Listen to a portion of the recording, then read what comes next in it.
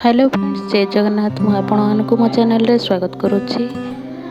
आज आपण मानक मो मूला शागर तरकारी रेसिपी शेयर करुच्ची।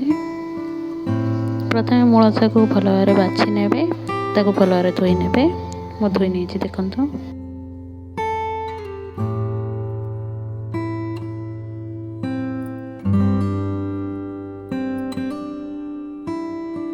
एपटे आड़े मो तरकारी परिवा काटी नहीं, आलू बैगण मूला काटी नहीं, शागर नाड़ जाक काटी नहीं। एपटे देखो शाग जाक छोट छोट कर काटी नहीं, परिया काटी नहीं एपर भाव में काटी ने। टमाटो गोटे काटी नहीं।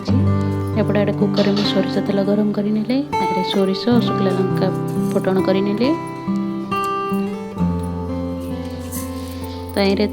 मुग डाली आड कर प्राय कपे अधे पकई भल भाव भाजी ने।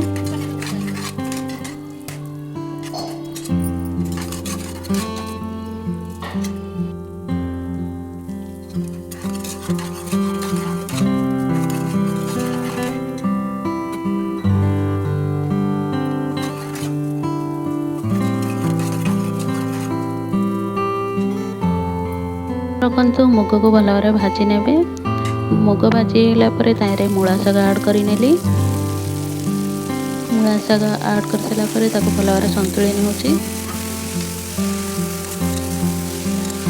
मुग भाजार कारण हूँ छाड़ी छाड़ी गोटा हो मुग को भाजी ने। मूला शाग को किसी समय सतुला परिया को आड कर भल भाव घाटी ने।